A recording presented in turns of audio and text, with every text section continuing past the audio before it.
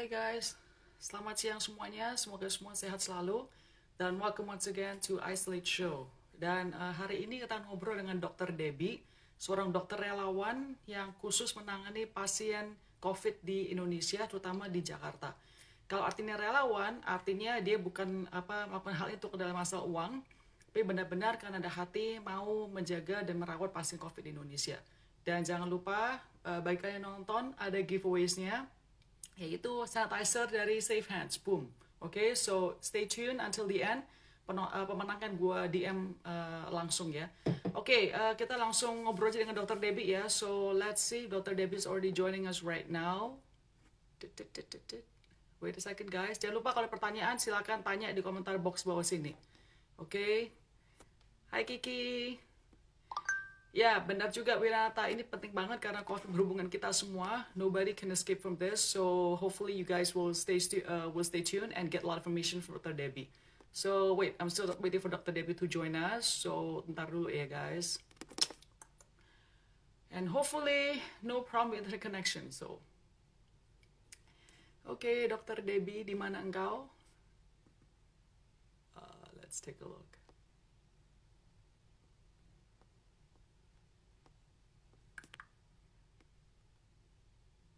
Okay. Here we go. Dr. Debbie just joined, so I'm gonna invite her right away.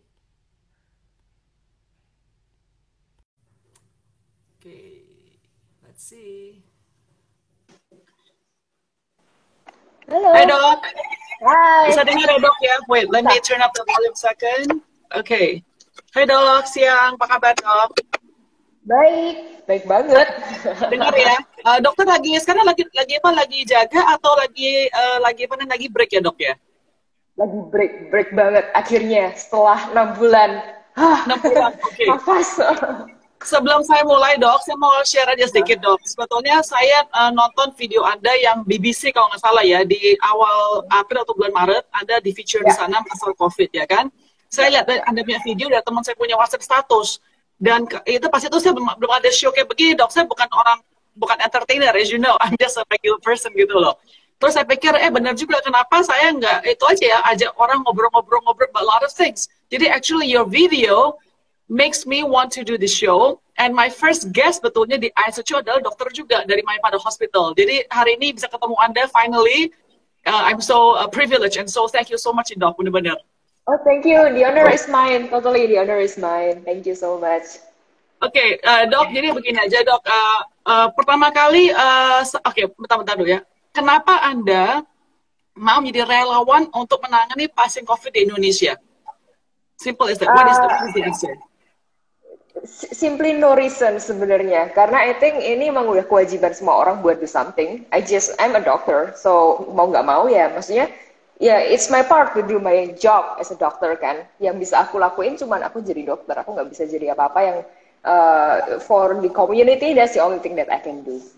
Gitu. Tapi kebetulan aja ini COVID dan kebetulan aja sebagai dokter harus ke zona merah, turun tangan ke lapangan gitu kan. Siapa yang mengajak Anda untuk ikut kepada I would say this volunteer program? So I have a friend di ED yang ngajak untuk waktu itu mereka lagi cari relawan ke Wisma Atlet. Tapi itu dia bilangnya gini, lucu banget deh. Dia bilangnya, "Hey Deb, lagi sibuk nggak?" "Enggak, kenapa?" "Besok mau nggak ke Wisma Atlet?" "Ngapain ya?" "Jadi relawan sebulan." "Oh, ya udah sih." Langsung oke. Jadi ngajaknya beneran kayak mau ngajak mau pergi, cuman ya for 1 month you cannot go anywhere. Oke. Jadi betul nggak mikir panjang, pokoknya diajak ya bilang aja yes, kayak ajak ke kafe gitu aja dok ya. Iya. Sebenarnya lebih kayak gitu. Nah, saya pertama kali baca tentang COVID itu adalah di awal bulan Desember karena saya suka baca news ya kan, masa itu di Wuhan. Pas itu saya baca, saya merasa itu cuma ya kayak avian flu, bird flu, nggak bakal terlalu parah seperti kita hari alami. Dokter sendiri kapan pertama kalinya baca tentang COVID? Dan apakah pada saat itu baca langsung merasakan wow, this is something very it's something that's gonna be very big? Pertama kali baca waktu Desember juga sama, waktu masih awal-awal banget ada virus ketahuan di Wuhan kan. Nah, aku mulai curiganya waktu yang nemuin yang pertama kali report tentang this virus actually died. Jadi si dokter, itu dokter mata dia, jadi dokter mata ini ngomong, oh ya ada virus baru nih gitu. Terus tapi kan semua orang kayak, apaan sih, enggak lah, paling cuma apa doang gitu kan.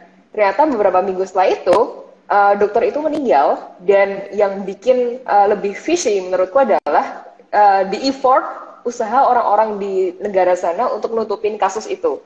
Jadi semakin ditutupin kan semakin kayak, kok fishy banget ditutupin, terus makin angkanya naik, ya udah deh, udah angkanya naik, udah sampai nyebar ke luar negeri itu aku udah tahu ini pasti this will be a pandemic gitu, karena negara sekuat Tiongkok nggak bisa ngerem ini, it's bad gitu loh. Oke, tapi begini, pas pertama-tama bulan Januari Februari, orang masih di Indonesia kita ngomong ya, masih menganggap ini sepele, bukan satu hal yang luar biasa. Bahkan if we can be honest, pemerintah kita pun juga meremehkan penyakit ini dengan banyak joking dan segala macam, dengan relax ya kan.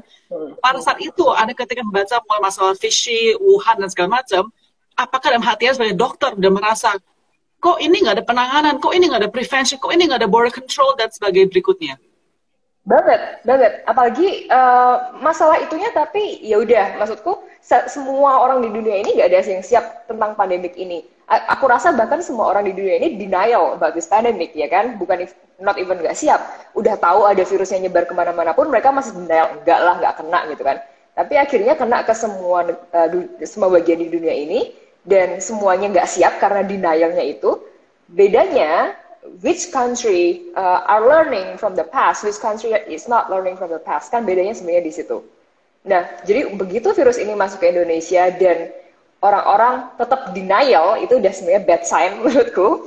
Dan dalam perjalanannya tetap denial dan tetap kayak nggak menunjukkan ada pembelajaran dari situ, itu yang berbeda, membuat kita berbeda sama negara lain gitu menurutku. Oke, di antara rekan-rekan Anda, para dokter, IDIN dan segala macam, apakah pada saat itu awal banget ya, pas bulan Maret itu, sebelum benar-benar terjadi rebas kayak begini lebarnya seperti di Indonesia, apakah antara para dokter sudah mulai, kok nggak ada action ya, kok ini gini-gini doang, I mean, kayak itu loh, I would say confused, at the same time frustrated and angry, ada nggak rasa kayak begitu among the doctors? Awalnya sebenarnya nggak semua, jadi this denial thing itu actually happens to everyone, termasuk dokter juga. Jadi banyak banget kok sebenarnya di teman-temanku yang masih, oh enggak lah, ini nggak apa-apa lah, paling karena again we know it's virus kan, emang it's true, it's virus gitu. Dan kalau kita lihat dari derajat keparahannya, sebenarnya if we compare this to like apa ya, cacar deh gitu, atau demam berdarah deh gitu, the mortality rate dari percentage ya, itu demam berdarah mungkin lebih tinggi daripada ini. Aku nggak lihat data, cuman the way I see it, pasien-pasien yang dengan demam berdarah itu kalau udah di masa kritis itu lebih kritis daripada COVID yang asymptomatic gitu kan. Nah, karena kita nggak pernah hidup dalam masa pandemik gitu kan. Waktu di sekolah aja kayaknya kita cuma dikasih cerita kayak dongeng aja nih, suatu hari terjadi di tahun 1900-an ada pandemik. Tapi we never live in that period. We have no idea how it really is di pandemik gitu kan. Jadi waktu virus ini masuk dan semua orang masih yang cuma virus doang, nggak mungkin lah jadi pandemik, nggak mungkin lah, masih ada kayak gitunya. Karena kita masih nggak kebayang lagi, we don't have the concept of pandemic gitu. Oke. Nah, yang di kita sendiri banyak sebenarnya. Oke. I mean, to be honest, myself, pertama-tama saya juga merasa ini bakal flu biasa, bakal cepet lewat. Jadi, honestly, I also did not expect to be like this crazy, right? And now, seluruh dunia, semua hidupnya udah upside down. It's unbelievable.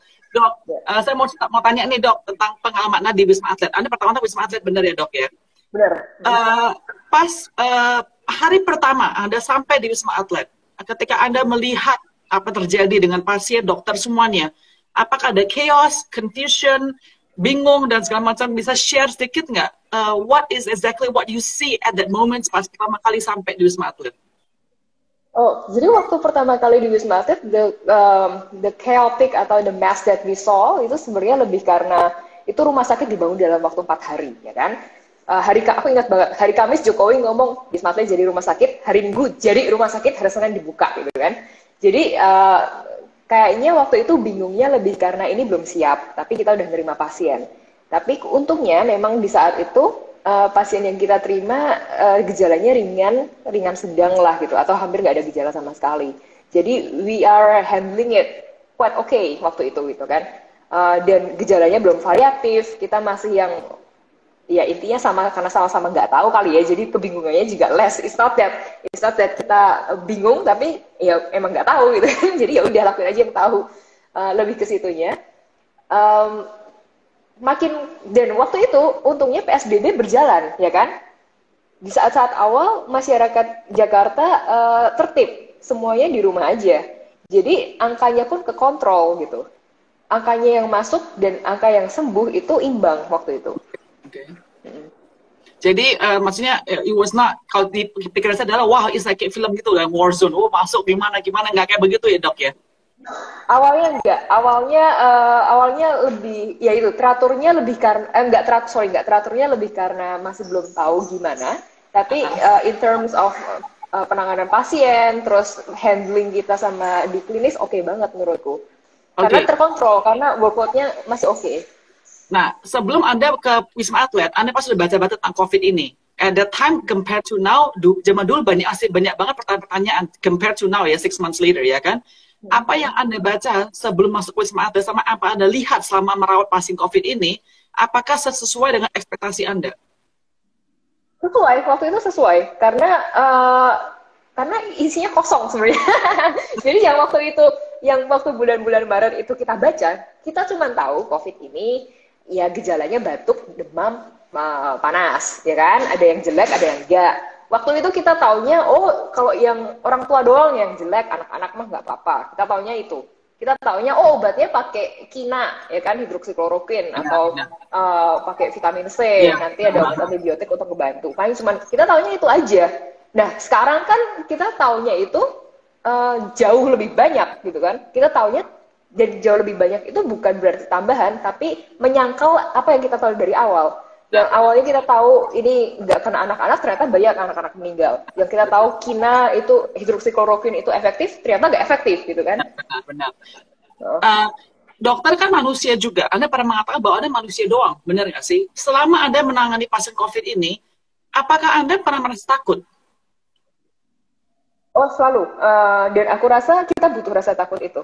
Karena kalau kita nggak ada rasa takut itu, kita nggak akan hati-hati dalam pakai APD, satu itu. Dan kita akan miss pasien yang sekarang segitu banyaknya. Kita tahu kan sekarang ada happy hypoxia itu kan? Iya, benar. Jadi literally semua pasien kita anggap happy hypoxia sampai proven otherwise. So we will put everyone on oximetry. Just to check ini beneran oke enggak gitu sih. Sorry dok, mungkin ada penonton tidak mengerti apa itu hypoxia, bisa jelaskan sedikit nggak dok? Oh jadi happy hypoxia itu pasiennya ngerasa nggak apa-apa, seger kayak sekarang gini, tapi waktu dicek oksigen levelnya bisa dicek pakai alat oximetry, cuma segini alatnya, itu oksigen levelnya kurang di bawah 95%, bahkan aku pernah ketemu yang waktu di Wisma Atlet itu aku pernah ketemu yang 88-89%, tapi ngerasanya biasa banget kayak sekarang aku biasa gini. FYI, orang yang asma berat itu sekitar 90% aja bisa asma berat gitu. Jadi 80-89% tuh udah kayak lu gak ada oksigen gitu. Terus bahayanya apa dengan hypoxia ini? Jadi kalau orang nggak sadar dia sedang mengalami hipoksia itu, kekurangan oksigen dalam dirinya, kan otomatis supply oksigen kemana-mana berkurang. Ke otak nomor 1, otak tuh paling rakus kan oksigen sama nutrisi. Dengan itu berkurang, jadi bisa menyebabkan gejala-gejala lain. Contoh kejang, contoh tiba-tiba pingsan. Contoh tiba-tiba penurunan kesadaran yang buruk sampai akhirnya pernafasannya lebih depres lagi sampai beneran sesek gak bisa nafas. Oke. Ada yang tanya dok ini, banyak nggak sih yang begitu dok? Untungnya enggak. Untungnya kalau aku nggak bisa ngomong angkanya berapa karena itu harus lihat penelitiannya dan sejauh ini kayaknya belum ada. Tapi kalau dari pengalaman dari yang aku lihat untungnya jarang. Cuman kita nggak mau satu aja itu udah fatal jenisnya itu sih. Oke, dok, sorry, back to your personal feeling ya, dok ya. Anda pas takut itu, dalam hati Anda ada begini nggak? Oke, I think I can die from treating patients COVID ini. Dan kedua, ada feeling, maybe I'll just go back ke rumah sakit biasa, nggak usah melayani pasien COVID. Ada nggak feeling kayak begitu, dok, dalam hati Anda? Maybe I can die. Jujur sebenarnya aku nggak ngerasa I can die from it karena nggak tahu ya ini karena aku masih milenial dan sombong aja atau gimana nggak tahu. Tapi if you look at the data, Kita ngomongin data aja. If you look at the data, emang mortalitas itu akan tinggi, angka kematian itu bakal naik drastis, eksponensial gitu setelah usia di atas 60 tahun sama ada comorbid. Aku kebetulan masih di bawah 30, nggak ada comorbid. Jadi, even if amit-amit aku kena COVID, I should be okay, harusnya, gitu kan. Tapi, again, rasa kesombongan ini kan sebenarnya berbalikan sama ketakutan yang tadi Grace bilang kan. You need that fear so that kita bisa lebih hati-hati pakai APD. Jadi kayaknya pitfallnya di situ kebanyakan yang aku lihat. Kalau ada yang tanya kenapa dokter banyak yang kena, kayaknya pitfallnya ada di situ juga. Kita we think we're gonna be okay, so jadi ada banyak yang lolosnya di situ-situ gitu. Sorry, ada pertanyaan dari teman kita satu kemarin. Dia tanya saya untuk tanya dokter. Kenapa banyak dokter, tenaga medis pun meninggal, walaupun mereka sudah pakai APD, mereka mengerti how to do protokolnya, tapi kenapa dokter-dokter tetap meninggal? What is the reason behind it? Honestly, I don't know juga, tapi yang jelas, we're just humans, dan aku rasa virus ini nggak padang bulu, nggak lihat-lihat kan, lu dokter bukan gitu kan, nggak juga. Anybody yang ada celah untuk masuk droplet ke sisa pernafasan ya bakal kena. Dan ya kita dokter sih, kita tahu protokol, kita tahu pakai APD. Cuman balik ke itu sih ya, we're just humans gitu kan. Ada banyak gerakan involunter kayak misalkan aku benerin rambut, garuk-garuk muka, yang akhirnya somehow masuk kena aja ke dalam sistem kita gitu kan. Dan sedihnya tuh menurutku kayak jadi seakan-akan kita disalahin, kita dokter kok kita kena gitu. Padahal we're just humans gitu. No, I understand. I mean, that's why I said you are human. That's why I'm asking about this question. Apa ada rasa takut? Kalau saya orang awam, saya takut gitu loh. Anda kan dokter. Saya pengen tanya apakah Anda pernah takut apa nggak takut? That's why I want to ask you because you're human just like me and you're so young gitu loh. You know what I mean? Oke, ini banyak banget pertanyaannya dok ya. Saya coba saya ambil dari sini ya dok ya. Let's see. Bentar. Okay. Oh my God, this is a lot of questions. But wait. I also have a lot of questions by the way dok ya. Salah satunya begini dok, masalah pertanyaan pertama, apakah benar nih ada suplemen seperti propolis yang bisa membantu mencegah penyakit COVID untuk propolis contohnya, benar nggak sih dok itu? Mencegah penyakit COVID, aku belum lihat penelitiannya, tapi emang we know that propolis itu baik untuk mencegah beberapa virus infection, viral infection kayak aku pernah baca penelitiannya yang demam berdarah sih. Dan walaupun penelitiannya bukan penelitian yang like really kuat gitu ya, yang kita bisa pakai, enggak juga, tapi melihat efek sampingnya kita makan propolis sebenarnya hampir nggak ada, kecuali diabetes ya kan, ya, jadi ya nggak apa-apa, just take it. Take it aja ya dok ya. Tetapi mungkin, nah this is another question dok, banyak orang-orang, selebriti, social figure, bahkan pemimpin-pemimpin negara kita itu ya, yang mengatakan di social media dan di berita bahwa, oh lu pakai alat ini atau pakai minum ini dan segala macam bisa mencegah loh, bukannya imunitas tubuh ini benar-benar mencegah atau bahkan menyembuhkan penyakit COVID. Bagaimana pas Anda baca ini atau mendengar ini, apa respons Anda ya dok ya? Ya, itu sebenarnya sama kayak gini, sama kalau misalkan aku lagi di pedalaman di daerah, terus ada pasien yang datang dengan gigitan ular, misalkan aku kasih contoh yang ekstrim aja, gigitan ular, terus dok, aku nggak mau dikasih obatnya dokter, tapi aku mau pakai daun, boleh nggak? Ya boleh aja, tapi obatnya tetap lo minum, gitu loh. Jadi sama aja, in this case juga sama.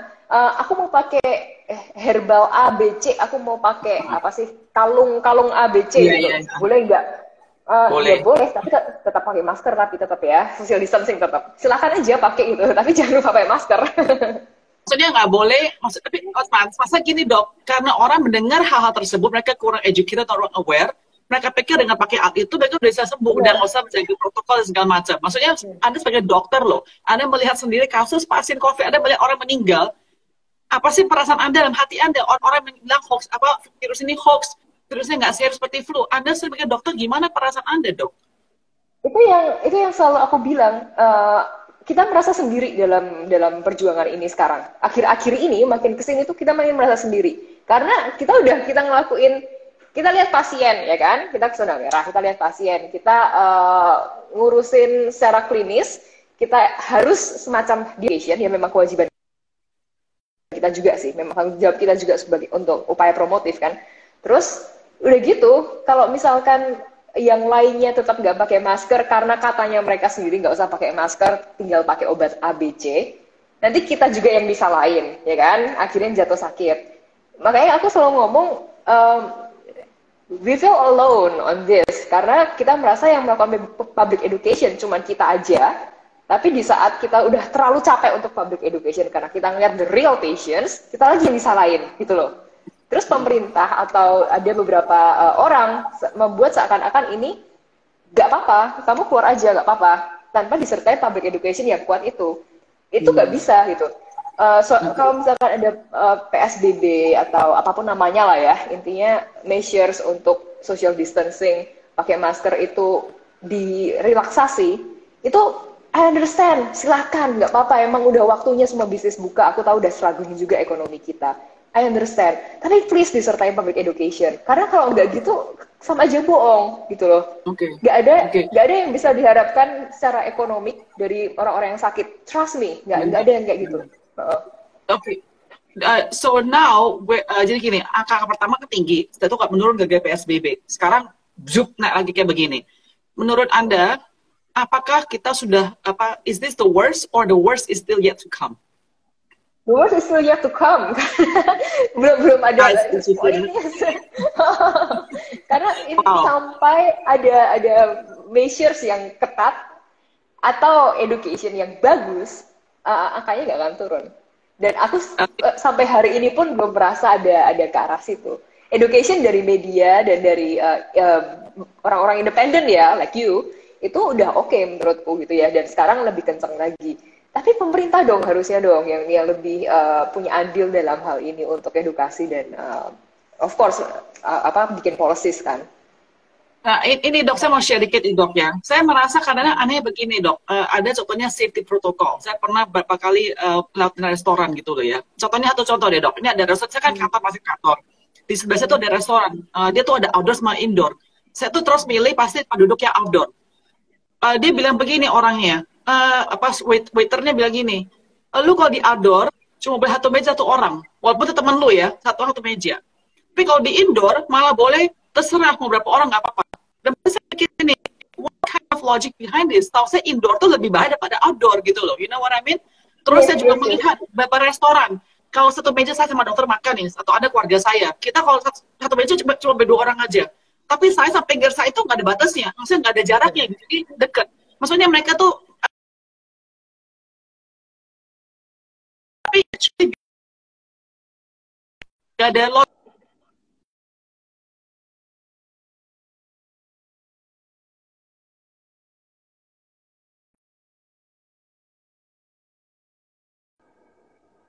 Halo. Nggak tahu. Hopefully it's okay now. Iya, hopefully. Maksud saya itu yang harus saya dok. Jadi orang masa mereka udah safety protokol, tetapi betulnya nggak safety protokol gitu loh dok. Bener. Nah, iya. Jadi kan emang itu yang bikin orang jadi tambah malas sebenarnya. Karena kalau misalkan udah dikasih edukasi yang kuat tentang bagaimana penyebaran virus ini, jadi udah tahu paham bener gitu ya, intinya dengan droplet masuk ke dalam sistem pernafasan, intinya itu jadi pakai masker harusnya sudah cukup mencegah untuk berapa persen kasus. Kalau ada pokoknya edukasinya itu udah kuat, mantep dalam keadaan dok, sorry dok, bisa. Saya switch wifi bentar ya dok ya. Soalnya wifi saya bermasalah.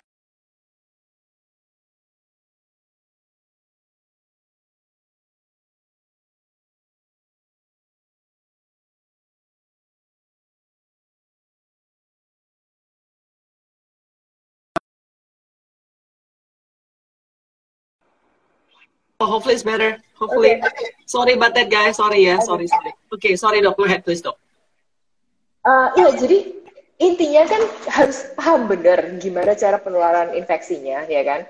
Jadi dalam keadaan apapun, kalau kita paham benar, kita tahu gimana yang cespleng buat mencegah infeksi ini, caranya apa.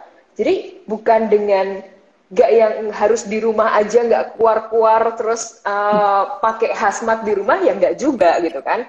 Kita tahu penyebarannya droplet masuk ke sistem pernafasan, jadi itu yang paling utama dicegah gitu kan. Celahnya memang banyak, tapi selama kita ingat itu yang paling penting, nggak mungkin ada yang aneh-aneh kayak gitu, yang nggak illogical kayak gitu, yang malah kalau outdoor cuma boleh satu orang, indoor malah boleh banyak kan, nggak ada yang kayak gitu, karena kita tahu ini logikanya gimana gitu kan. Ya, ya. Oke, Dok, saya akan ambil pertanyaan ya, soalnya banyak banget pertanyaannya. Oke, this is a question. Dokter bisa melihat pertanyaannya? Yes, kapan vaksin ready? Mau optimis apa negatif, apa ideal? Kalau Sama optimis sejujurnya. sebenarnya, Sama sejujurnya. kalau sejujurnya mungkin tahun depan, awal tahun depan ya, yang ready untuk dipakai ke semua orang kan. Tapi hopefully by Oktober sudah dipakai ke orang-orang, kan nanti kan bakal step by step ya harusnya ya. Jadi siapa dulu yang dikasih gitu kan. Hopefully tapi by ya Oktober udah ada paling nggak satu vaksin yang udah dipakai di dunia ini. Aku nggak tahu apakah yang, kan sekarang yang paling kuat sebenarnya ada dua tuh. Well, ada tiga sih. Yang pertama yang AstraZeneca sama Oxford. Yang kedua yang Sinovac yang kita punya. Sama yang ketiga itu yang punya Rusia, yang nggak ada yang tahu cara kerjanya gimana. Tapi yang yang Oxford sama AstraZeneca looks okay, cuman aku dengar pagi ini baru ada agak sedikit trouble. Jadi we're not so sure too. Yang Sinovac masih going strong. Jadi hopefully dua vaksin ini by Oktober siapa duluan bisa dipakai. Oke, dua pertanyaan. Pertama, if you are given the vaksin yang sudah pertama kali keluar, Anda berani nggak langsung take that vaccine? Berani dong, pakai dong. Berani. Kan masalah gini, kita kan tahu bahwa vaksin benar-benar dikerjakan secara cepat loh ya, di speed phase benar di speed banget kan. Banyak side effect-nya, banyak question kita nggak tahu juga. Jadi Anda berani langsung take it? Berani karena walaupun sudah dipercepat sedemikian cepatnya dari yang harusnya 15 tahunan jadi cuman less than a year, mereka udah banyak trial yang udah dilakuin di satu dunia gitu kan. Dan aku udah baca trialnya sedikit, kalau dari deskripsinya sih, the number of people, the number of subjects yang masuk ke dalam trial itu udah cukup mewakili kita semua di dunia ini, at least atau enggak populasi di negara-negara kita. Jadi should be okay. Pertanyaan kedua, banyak orang menganggap bahwa vaksin adalah jawaban daripada segagalannya untuk COVID ini. Tapi ada orang bilang mengatakan tidak semudah begitu. Menurut Anda, apakah unicornnya adalah vaksin? After vaksin keluar, haleluya, kita akan beres balik ke normal seperti biasanya? Atau, no, COVID will be with us for the longest time, mungkin forever, kita tetap harus menjaga protokol safety tersebut? Interesting. Aku juga kemarin barusan ngobrol ini sama salah satu profesorku di Amerika kan. Intinya sih kalau menurutku pribadi ya, this probably will be something like flu. Jadi yang sesuatu yang akan bisa terus menginfeksi manusia sampai ke depan-depannya. Cuman karena sudah ada vaksinnya, jadi orang tinggal divaksin dan maybe perlu booster, which is okay kan, booster doang gitu kan, selama beberapa tahun.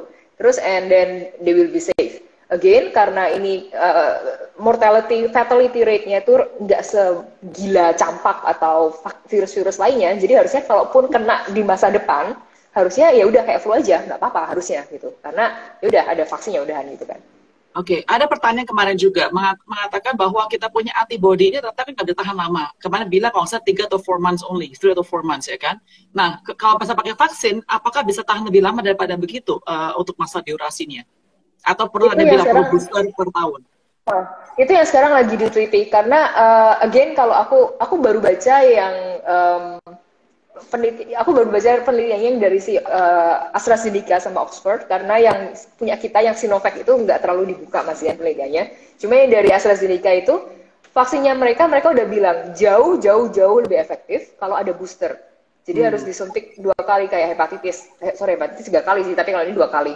Nah, artinya kemungkinan memang jangka waktu masanya untuk vaksin ini bekerja dalam tubuh kita itu most likely bakal nggak selama itu, nggak selama kalau misalkan aku vaksin tetanus atau nggak selama aku ya vaksin hepatitis bisa 10 tahun gitu kan. Ini mungkin bisa 5 tahun sekali kita harus booster atau something like that. Oke. Ada pertanyaan, apakah vaksin tersebut untuk anak-anak juga boleh atau tidak?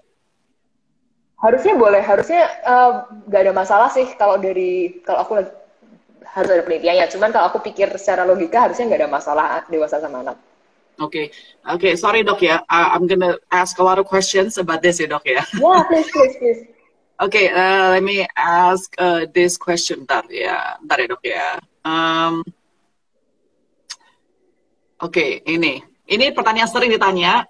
Please answer this. I love this question. Enggak. Jadi enggak kok, aku pakai masker double lagi maskernya sampai 10 jam juga nggak apa-apa gitu kan. Tapi I got a lot of these questions gitu kan. I wonder sebenarnya ini kok bisa ada pertanyaan dari mana. Cuman kita itu kalau kita otak kita tuh sebenarnya udah pinter gitu ya. Jadi we know when we need to breathe and we know how much to breathe. Kan kita paru-paru punya kapasitasnya. Orang tuh maksimal ada sekitar 5 literan. Jadi kita bakal menjaga supaya paru-paru kita ada udaranya segitu aja, nggak sampai 10 liter, karena kalau 10 liter bisa meledak, ya kan? Jadi our brain will control how much we want to breathe. Our brain will control how much oxygen we need for our body. Kalau misalnya kita pakai masker sesek, itu karena dengan daya nafas kita yang biasa, ngegerakin semua otot pernafasan kita yang biasa itu kurang karena kehambat si masker. Jadi kita harus ada effort lebih. Tapi again, otak kita bakal tahu, ini masih belum cukup nih, lagi dong gitu. Makanya kita ngerasa sesek. Gitu. Tapi sesek itu salah satu cara kita untuk memenuhi oksigen. Oke, dan yang paling penting guys, jangan di bawah hidung ya guys ya, harus tutupin hidung, benar ya dok ya?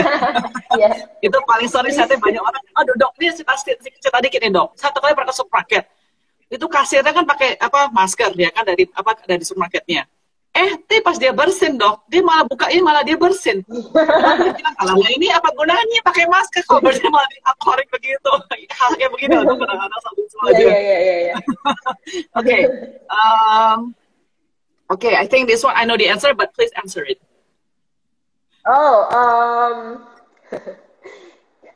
Gini, aku karena ada 2 part pertanyaan nih, washing hand and hand sanitizer. Sebenarnya aku pernah baca penelitiannya, orang cuci tangan pakai air mengalir sama sabun versus pakai hand sanitizer, bersih yang mana? Dilihat di tangannya ada kumannya seberapa banyak gitu kan. Yang pakai air biasa sama sabun itu jauh lebih bersih ternyata daripada hand sanitizer. Jadi washing your hands is better than hand sanitizer gitu kan. Dan sekarang wearing gloves sama washing hands, lebih bagus mana? It actually depends. Gimana caranya kita berperilaku setelah kita pakai sarung tangan itu? Karena kita pakai sarung tangan, ya memang aman sih. Tapi nyopotnya gimana? Hati-hati nggak? Kalau nyopotnya pakai tangan biasa dan setelah copot itu kita nggak cuci tangan, ya sama aja dong, ya kan? Dan itu yang salah satu tadi aku belum sebutin. Itu yang salah satu yang kenapa menjadi pitfall kami tenaga medis waktu kenapa kami bisa terinfeksi virus ini. Ada satu penelitian di Italia yang bilang mereka meneliti nih satu rumah sakit COVID kan, dilihat di semua ruangan. Yang paling banyak virus COVID-nya di mana? Ternyata bukan di bangsal isolasi, bukan di ICU, bukan di IGD, tapi di tempat copot APD-nya tenaga medis. Karena di sana kita pikir udah nggak apa-apa, tinggal copot aja. Tapi di sana justru tempat paling banyak infeksi. Oh, that's a good point. Yeah, that's a good point. Saya juga pernah baca bahwa kalau pakai masker tuh semua support itu juga depannya harus hati-hati kan tuh banyak keluar dari yang gimana ya dok ya? Exactly. Dok, saya pengen tanya tentang pengalaman Anda sekarang Anda di Pertamina ya dok, benar ya?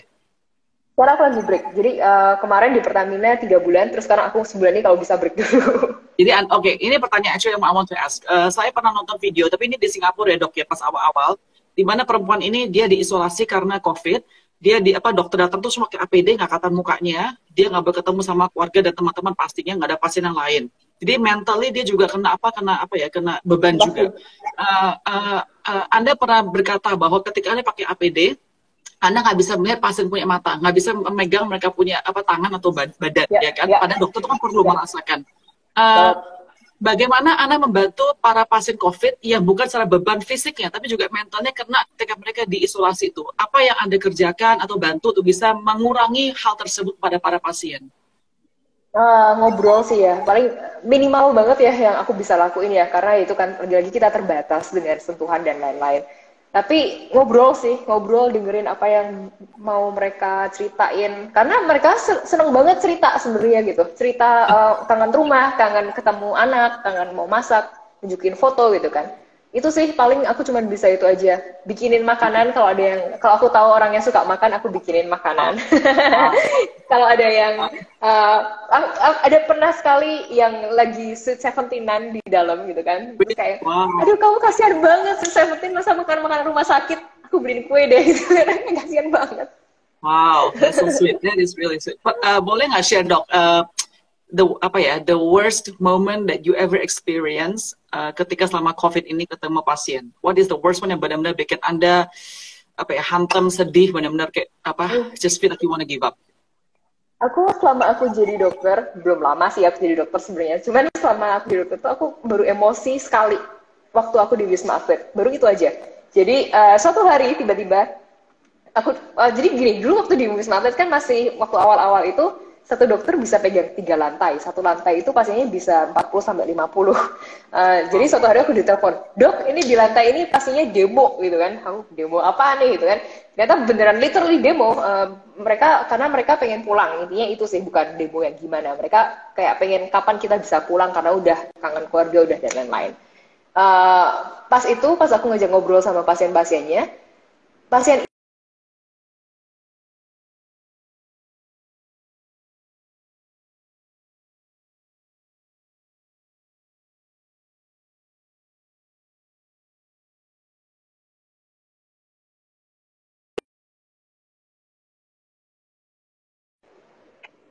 Oke.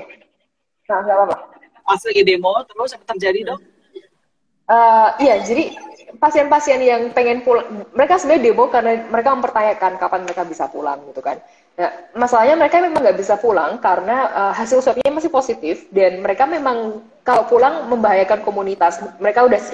Itu alasan mereka ke Wisma Atlet gitu kan. Mereka ke Wisma Atlet karena ada keluarga dan lain-lain. Tapi untuk ngejelasin ke mereka karena mereka waktu itu ngomongnya ke aku waktu itu seakan-akan aku nggak ngerasain apa yang mereka rasain gitu kan. Jadi mereka ngomongnya, iya dokter sih nggak pernah ngerasain gimana saya diisolasi, nggak pulang ke rumah. At that time, loh sama dong, aku juga 2 bulan nggak pulang-pulang nih, gimana? Aku juga 2 bulan nggak ketemu keluarga gitu. Aku juga sama-sama kita 2 bulan nggak merasakan apa yang udah jadi comfort zone kita di rumah dan like how we live our life gitu kan. My life in these 2 months has been very different too, just like you gitu. And I'm working, I'm the one who's in this PPE gitu kan. Aku yang pakai APD, bedanya itu aja sama kamu gitu. Itu berat banget sih rasanya untuk kayak yang ya gitu. Karena kita di satu sisi memang udah tugas kita untuk berkeringat di situ gitu ya. Cuman mereka pengen pulang tanpa memahami benar-benar konsepnya kalau mereka pulang itu membahayakan yang lain gitu, dan kita berusaha untuk mencegah itu tapi mereka belum bisa ngerti gitu kan. Walaupun di situ aku ngerasa ini kita emang nggak bisa sih cuma jadi dokter yang nanganin pasien gitu, nggak bisa, kita emang harus edukasi karena again that will be the most important thing kan, karena buktinya mereka belum paham juga tentang ini gitu. Pasien yang Anda pernah nangani di COVID ini, ada nggak satu pasien yang Anda benar merasakan connection and very close and then that person died? Untungnya belum ada, jangan sampai. Pasien termuda yang Anda pernah tangani berapa, Dok? Yang paling muda? Wah, bayi. Bayi? Yes, ya. Oh wow. Itu kalau bayi itu dari environment atau dari orang tuanya pas lahirin ya, Dok ya? Should be pas orang tuanya sih ya. Aku lupa berapa bulan, cuman iya sih.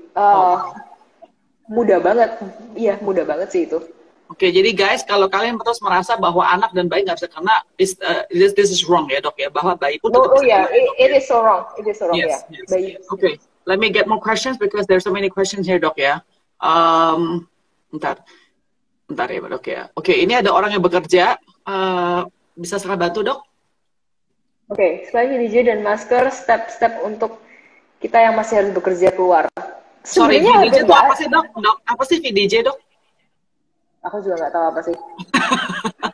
Kayaknya APD atau apa, saya nggak tahu apa VDJ ya. Pokoknya anyway, masker kali ya. Saya nggak tahu apa itu. Iya. Karena apapun itu intinya cuma masker dan social distancing aja, nggak ada yang lain. Ya cuci tangan gitu.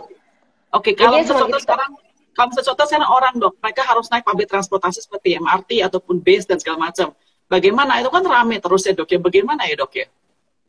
Oke, pakai masker, terus kita handling maskernya dengan baik gitu kan. Jadi tadi like you said, kita tahu bagian depan masker itu bagian yang kotor. Jadi mungkin ada droplet yang kena ke dalam bagian luar masker, tapi memang nggak melindungi kita kan, nggak masuk ke dalam pernafasan kita. Jadi begitu keluar dari public transportation itu, aku bakal saranin untuk ganti masker dengan cara pencopotan yang baik gitu ya, nggak pegang di depan, cuci tangan setelah itu pakai masker yang baru. Kalau pas Oke. itu pulang ke rumah, mandi dulu. Jadi ganti semua baju, ya mandi yang bersih lah intinya buat ngurangin resiko infeksi itu. Ternyata VDJ itu ventilasi, durasi, dan jarak, dok. Baru tahu ada bahasa Oh, itu. That's interesting. Oke, dok. Ada pertanyaan lagi, dok? Ada, dok ya. Maaf ya, dok ya. Eh, Oke, ini, dok. nggak bisa kena lewat makanan due to respirasi. Kenapa kalau kita makan harus cuci tangan dulu? Um, aku pernah baca sebenarnya ada yang bisa lewat makanan sih, karena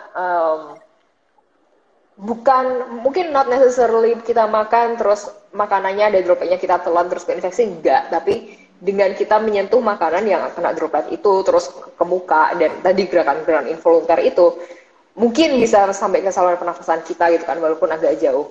Dan itu juga salah satunya kenapa yang cuci tangan tadi itu.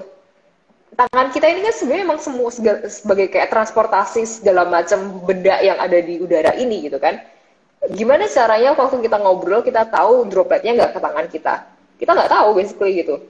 Makanya kenapa Oke. kita harus cuci tangan terus karena tangan kita ini yang selalu melakukan gerakan involuntar ke muka kita itu. Dan pegang-pegang mata, pegang hidung, dan segala macam ya, dok ya. Oke. Benar, Pril. Teman saya April bilang baru tahu orang Indo juara kalau buka singkatan, bikin singkatan. Benar, Pril. Oke, satu lagi, dok. Tadi pertanyaan bagus, saya juga mau. Oke, ini, dok. Kalau tempat saya nggak tahu, kalau itu saya tahu kalau itu kemana tempat. Kalau tempat kayaknya ini sih ya kalau udah ada langganan yang udah kayak tahu banget dia protokolnya oke gitu kali ya baru baru ke situ. Dan kayaknya itu semuanya sih nggak cuma yang kenal sih kalau mau ke barbershop atau aku juga belum potong rambut lama banget. Tapi kalau mau potong rambut dan lain-lain ya memang eh, cari yang terlihat protokolnya oke karena dengan mereka berani melakukan protokol yang oke itu artinya mereka emang concern tentang ini semua gitu kan. Jadi dalam semuanya pun pasti harusnya lebih hati-hati. Oke, how about this one, dok? Ada gejala tapi hasil, ya itu dia. Rapid itu kita hampir nggak pernah lihat lagi si rapid. Jadi mendingan swab. Jauh lebih mendingan kita PCR swab. Oke, ini pertanyaan saya, dok, mengenai rapid. Kenapa pemerintah sampai hari ini, ketika kita harus pergi, contoh mau ke Bali, nggak bisa terbang, cuma perlu rapid test. Padahal rapid test banyak sekali false negatifnya. Kenapa itu jadi satu standar untuk terbang? Itu kan bahaya sekali, dok. Iya, coba aja tanya ke pemerintah gimana itu. Aku juga nggak tahu kenapa pemerintah gitu. Aku juga bingung terus terang.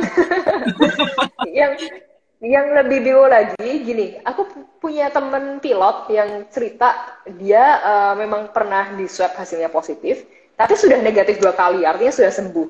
Tapi karena dia udah pernah kena, berarti ada antibodinya ya kan, di rapid hasilnya positif. Nah, Oh, dia nggak boleh terbang karena itu, padahal udah negatif 2 kali, kan ngebingungin itu gimana sih? Dan mereka nggak berarti menerima artinya, dok, hasil swab negatif, mereka namanya rapid gitu. kan aja artinya kalau mau dites mendingan PCR swab ya, dok ya, jangan rapid Yes, doang saja ya, dok ya. yes, yes, Oke. yes. Oke, dok, bentar. Sorry guys, by the way saya nggak bisa apa memuncul suatu pertanyaan karena baik banget ya, dok ya. Tapi saya coba nyariin apa yang mungkin bisa bantu banyak orang sekali ya. Oke, ini pertanyaan spesifik banget sih, dok. Cuma nggak tahu bisa baca nggak ya? Oke, bisa, bisa. Positif tanggal 22 dari family cluster, dirawat 13 hari. Tanggal 3 kemarin keluar, swab masih positif. Angka city value 3635, sekarang isolasi mandiri, besok dijadwalkan untuk swab ulang. Yang mau saya tanyakan ini nggak kelihatan. Ya, saya nggak bisa klik selanjutnya, dok. Sorry, itu kepotong kayak begitu. Jadi Oke. saya nggak tahu pertanyaannya saya juga kurang tahu. Mungkin dokter bisa gini aja kali, dok. Saya tahu banyak kasus kayak begini, dok. Dia semuanya udah oke, tapi tetap positif PCR-nya contohnya. Itu bagaimana ya, dok ya? Susah, makanya sekarang patokan dari WHO itu untuk pemulangan pasien bukan lagi negatif 2 kali, swab negatif 2 kali, terus dipulangin, tapi sekarang patokannya adalah kalau udah bebas gejala selama lebih dari 10 hari, terus walaupun swabnya masih positif, nggak apa-apa silahkan di rumah aja. Oh, Tapi dengan catatan ini berarti memang masih swab positif, jadi tetap harus isolasi mandiri, tetap harus di swab ulang sampai ya dapat negatif gitu kan. Nah, tapi aku ngebahas sedikit yang masalah city value. Oh, ini yang mau ditanya berapa lama setelah negatif harus isolasi mandiri. Kalau udah negatif 2 kali sih udah nggak apa-apa, nggak masalah. Jadi yang Oke. penting negatif 2 kalinya itu. Sorry dok, jadi kalau udah negatif 2 kali, dia masih bisa kena orang lain atau udah nggak bisa nularin orang lain? Harusnya nggak bisa, harusnya. Oke. Oke. Walaupun ada kasus reinfeksi, tapi ya itu masih dikit Masih sih ya masih yang banyak question dilaporin. marks ya. Oke. Uh, Dan uh. sorry, Anda tadi mau tanya tentang CT scan ya dok, ya, silakan dok. Bukan CT scan, jadi CT value. Jadi ada angka yang namanya CT value di pemeriksaan swab. Jadi kalau misalkan orang yang kena COVID, di swab nanti ada hasilnya tuh. CT value 20 sama 30. Nah, itu adalah salah satu patokan yang sering dipakai juga sekarang untuk kapan pulangin pasien. Jadi, kalau kita di swab, kan masuk cotton bud nih, cotton bud ke dalam tenggorokan kan. Iya. Nanti di tenggorokan itu kan kita mengambil apapun yang ada di dalam tenggorokan ini, si cotton budnya nanti akan dimasukkan ke dalam mesin PCR yang muter ya. Dia mesinnya literally muter sebanyak 40 kali biasanya. Nah, nanti saat putaran keberapa ketemu DNA atau RNA virusnya itulah CT value. Jadi kan 40 kali nih muternya ya kan. Artinya kalau pada putaran ke 39 aku baru menemukan virus ini, kan artinya berarti susah banget dong gue nemuin si virus ini gitu kan. Jadi tinggal sisa-sisanya aja dong gitu. Oh. Jadi harapannya angkanya kalau lebih tinggi lebih bagus berarti dong dok. ya harapannya kalau angkanya lebih tinggi lebih mendekati ke sembuh atau negatif. Yes, Harapannya, penelitiannya ini cuman presumptif, jadi penelitiannya nggak kuat, tapi kita desperate aja, jadi we think it's right gitu kan. Cuman ini masih presumptif. Saya juga ada tanyaan dok, teman saya pernah atau kali temennya keluarga saya sorry, dia di PCR itu negatif, tetapi di toreks ya, di toreks itu katanya ada bercak-bercak, jadi orang nggak boleh keluar dari rumah sakit. Bagaimana itu hal tentang toreks itu, benar nggak sih dok itu indikatif ada PCR dari toreks juga? Sebenarnya kalau dari diagnosisnya sendiri, yang kita jadiin golden standard diagnosis COVID itu tetap PCR. Cuman kalau sampai ada sesuatu bercak-bercak di paru, artinya kan memang berarti ada infeksi yang berlangsung. Walaupun itu bukan COVID, jangan lupa ada banyak penyakit lain, ada pneumonia yang bakterial, ada yang virus lain gitu kan. Nah, kita mungkin observasi untuk itunya dulu. Oke. Ini pertanyaan juga ya dok ya. Banyak orang karena COVID takut ke rumah sakit, takut ketemu dokter. Contoh dia diabetes. Saya ada tahu di gereja saya orang meninggal karena dia diabetes karena nggak berani ke dokter sama dia COVID. Meninggal akhirnya dok. Anda boleh nggak kasih penjelasan pada kita semua nonton pada hari ini? Apakah aman ke rumah sakit dengan adanya COVID juga? It's a very good question. Kalau misalkan bukan sesuatu yang emergency, bukan sesuatu yang urgent banget, mendingan memang ditunda. Karena kita tahu rumah sakit salah satu tempat yang infeksi rate-nya paling tinggi, jadi mendingan ditunda. Tapi kalau memang sudah emergency, yang orangnya sudah pingsan atau hilang kesadaran, udah nggak bisa nafas, nggak pegap gitu kan, ya harus ke rumah sakit, mau nggak mau harus ke UGD gitu. Oke. Terus ada pertanyaan juga kemarin saya nggak usah tampilin. Dia tanya, isolasi itu sejak dia dites positif atau sejak dia ada simptom? Kapan dia harus mulai tanggal zero isolasi itu, zero date-nya itu? Zero date sebenarnya sih kalau kita ngomongin secara klinis, zero date adalah pas udah dites hasilnya positif, berarti kita mulai itu isolasi, ya kan? Tapi begitu ada symptoms apapun sebenarnya langsung isolasi aja, walaupun kita hitungannya beda ya, hitungan klinisnya beda. Oke. Alright, guys, this is a lot of question. Tapi kita unfortunately Instagram cuma 1 jam ya dok ya, jadi kita nggak bisa menanyakan semuanya. Oke, ini ada pertanyaan dok. Bahan bakar virus mereplika. Oh betul, benar. Untuk mereplika sebenarnya semua jenis organisme, virus, bakteri dan lain-lain, itu ya karbohidrat, sebenarnya karbohidrat, protein dan lemak sih, kayak manusia aja makan karbohidrat, protein dan lemak. Jadi ini benar ya dok ya? Benar. Oke. Let me see ya. Ini pertanyaan sangat spesifik banget ya. 80 tahun ke dokter mata yang harus ini dia. Kalau bisa enggak, karena kan lagi-lagi ya ini kan aku nggak tahu ini kasusnya seberapa urgent atau emergensinya, tapi kalau misalkan memang harus ke dokter mata banget, aku bakal bilang nggak cukup masker kain. Pakailah paling at least masker bedah. Kan sekarang udah nggak langka ya, sekarang udah bisa dibeli lah ya masker bedah aku rasa. Jadi paling nggak masker bedah, bahkan kalau bisa didobelin dan again protokolnya yang kuat. Jadi social distancing, terus udah gitu pulang ke rumah, ganti baju, mandi dulu sebelum masuk rumah. Gitu sih. Oke. Tadi ada pertanyaan juga dari Bidi Angga. Dia bilang pasien yang swabnya positif tapi nggak ada gejala, cuma batuk-batuk, apa perlu ke dokter atau tidak, atau di rumah saja isolasi boleh? Di rumah aja.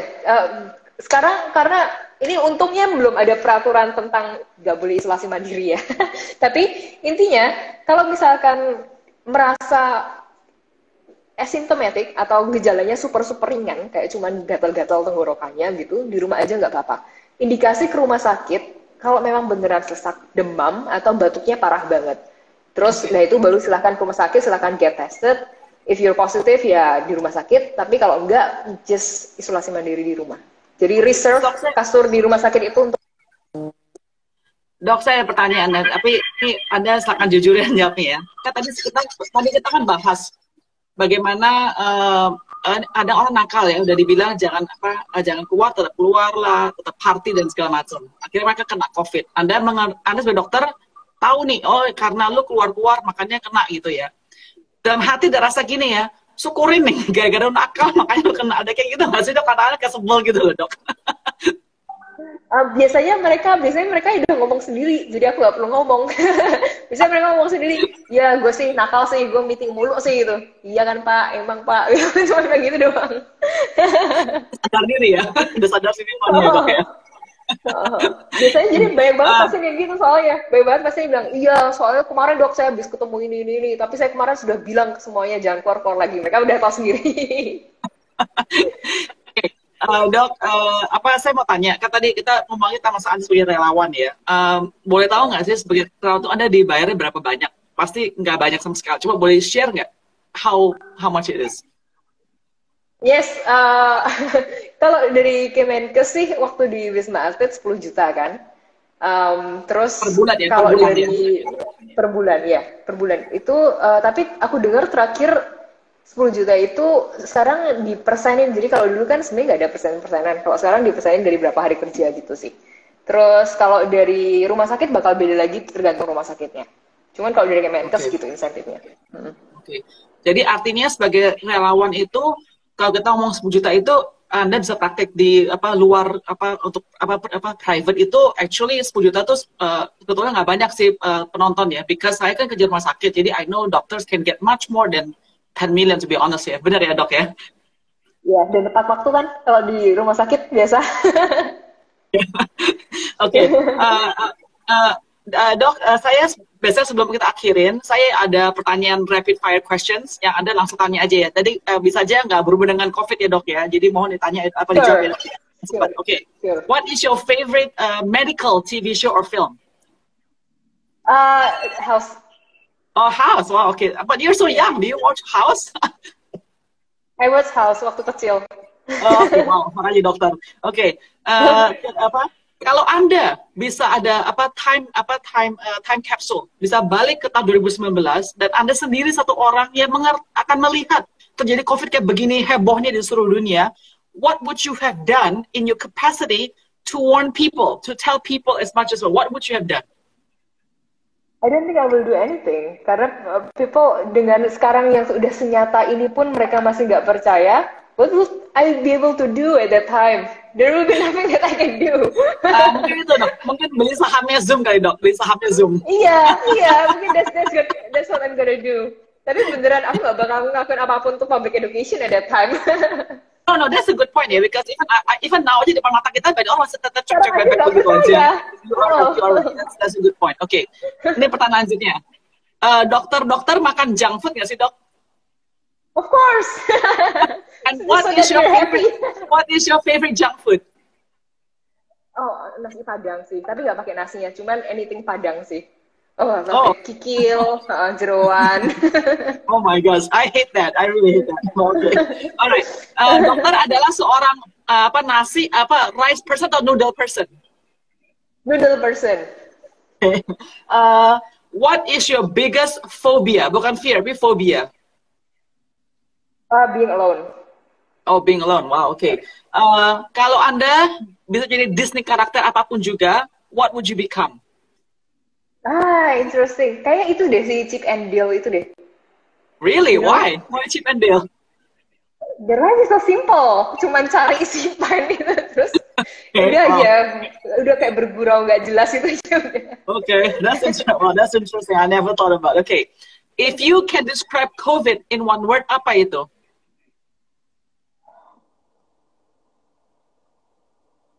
I don't know. And actually, that's like question mark. That's gonna be my answer. Yeah, you're right. COVID is a question mark. You're right. Absolutely. Okay. Yeah. And finally, Doc, one final message for anyone who's watching right now, who's going to be watching this show later. What is your message to everybody about this seriousness of COVID? Please go ahead. So this is not about health. Satu itu. Memang kita kena dampaknya banget kesehatan, tapi I think later in the next 10 years, 20 years, 30 years, people will look back at our humanity, how we react to this matter, lebih dari humanitasnya, lebih dari sisi kemanusiaannya daripada sekedar, oh dokternya payah nggak bisa nanganin, saintisnya payah nggak bisa nanganin. Tapi orang akan lihat lebih ke sejarah, orang-orang ternyata nggak peduli nih tahun 2020, lihat negara-negara ini banyak yang kena COVID karena mereka masih bandel. Sedangkan negara lain mereka lebih mau dengerin. Orang-orang bakal, dalam sejarah orang-orang bakal lebih ngeliat ke itu. So please learn from the past. Please make a better history buat nanti di depannya. Please show that we are learning in this 6 months gitu ya. Please show that we care about each other gitu loh. Okay. Oh yeah, actually I want one more question. I hope time is still there. Anda surprise nggak sih dengan Anda punya Anda begitu terkenal sebagai sosok daripada dokter COVID sekarang ini? Dan Anda adalah seorang perempuan di mana this industry banyak kan adalah laki-laki. Anda ada surprise nggak sih? Wow, okay, there's a lot of good response and you are a female doctor. I'm surprised that ternyata banyak yang support me atau support other doctors untuk being very aggressive on COVID education gitu kan. Aku pikir waktu itu agak-agak pesimis. Aku pikir nggak banyak yang support kita ngomongin COVID terus. Ternyata banyak yang support. Tapi about female doctor, terus aku tahu sih karena aku di bencana kan. Jadi female doctor in disaster relief, ke medan yang kayak gitu, relawan gitu-gitu. I'm not surprised, emang budaya kita unfortunately masih begitu. Emang unfortunately I have to say gender issues emang masih a big problem di negara kita gitu. Yes. So that's why, Dok, I think a lot of people hari ini nonton benar-benar appreciate pada kerjakan. Bahkan kemarin pas saya post bahwa ada second interview Anda, ada beberapa orang bilang, wow, this is a good guest, I'm gonna watch. She's really an amazing inspiration for everybody. And those people are all women who told me that. So again, ya Dok, I really appreciate it. Saya terus dalam hati doain dokter dan semua dokter dan suster benar terus sehat selalu menjaga para COVID ya Dok ya. Thank you so much, Dok. Please be safe ya, guys ya. Thank you. We will. Thank you so much. Thank you safe so much. everybody, Be safe, everyone. be safe everybody. Wear your masker, jaga jarak. FVGD Dok, apa VDJ tadi Dok dibilang? VGD, ya. VGD. Baru tahu juga itu. Okay, thank you so much, everybody. semuanya. Thank you. Bye. Bye.